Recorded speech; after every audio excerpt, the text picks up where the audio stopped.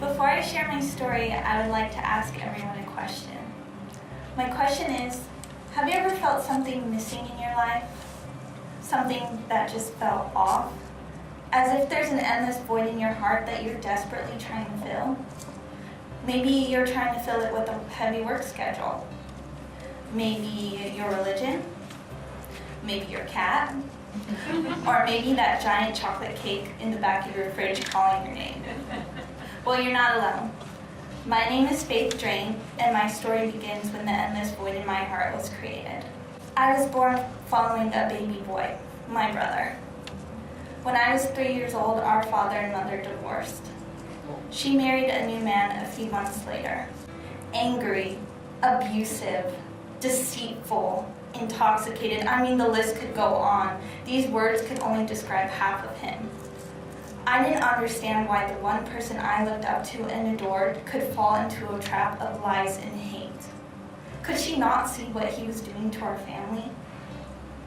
Why did she have yet another son and daughter with him? It didn't matter because the year my sister was born was the year that drug tests began on babies. She was born with her heart on the wrong side of her body, and marijuana was found in her system. Soon investigations began, and before I knew it, I was ripped from my family like wrapping paper on a bad Christmas morning. Oh, what a gift for me. 7 different foster homes from the ages 4 to 18. Not once a word from my father, mother, sister, or brother. The only family I spoke to was my older brother, and we were in agreement that we were both orphans. What else could we think? The court system never informed us of our parents' status. Can you imagine your child, grandchild, niece, or nephew believing their whole life that you were dead? And when you finally got to meet them, the only heart that exists was bruised from abuse and neglect. Their brain tells them every day that they are not loved because they were passed around like meat for hungry dogs. I still only spoke with my father once in 16 years. When I finally spoke with my mother 6 years ago, she was sober, but she had a new baby boy to surprise me with. My heart ached because I thought she had given up on me this whole time. I didn't understand until a year ago when I had my very own baby boy. There he is. I was 19 years old when I found out I was pregnant. I had no idea what was wrong with me. I was sick for 2 weeks, and I mean sick. I was extremely dehydrated and near a skeleton. When I finally went to the emergency room with a paper full of symptoms, you know what the first question they asked me was? Are you pregnant? What do you mean, am I pregnant? Is this a joke? I had dreams of becoming what my mother was, and so I didn't speak with her anymore. When the emergency room told me that I was pregnant, they sent me home with pills the size of freaking caterpillars. I mean, they were huge. They diagnosed me with HD and put me on a bunch of IVs. I decided at that point it was best to reconnect with my mother.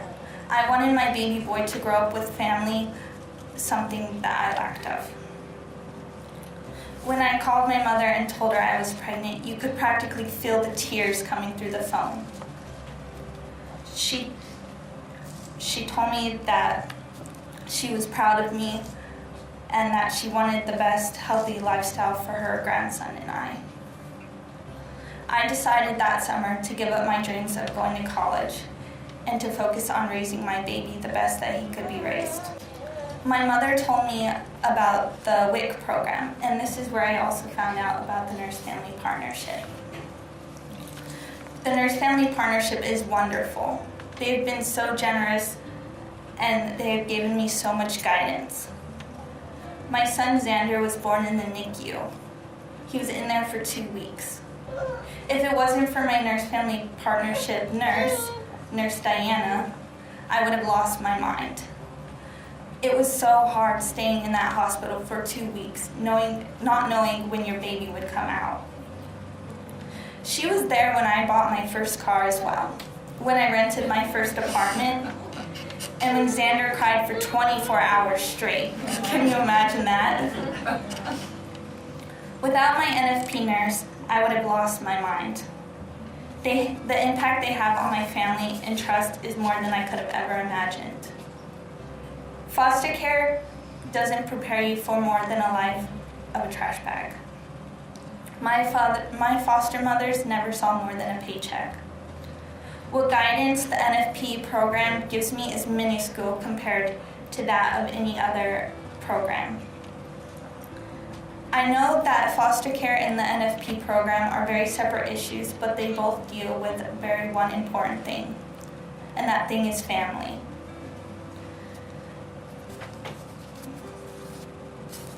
I fear every single day that Xander is going to be snatched out of my arms because that is what it felt like being in foster care. However, my nurse will never stop reassuring me that it will never happen. She is there to guide me so it doesn't happen.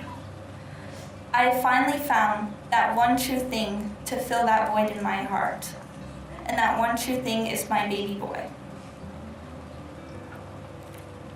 I was not grateful then, but I am grateful now that my love didn't wear protection. Personal and not recommended, but so true. I wish for everyone to find that one true thing in their life to fill the void in your heart. And I appreciate every opportunity that the NFP program has given me, and I hope that you all appreciate every opportunity given to you. Thank you, Nurse Family Partnership, and thank you all for listening to my story.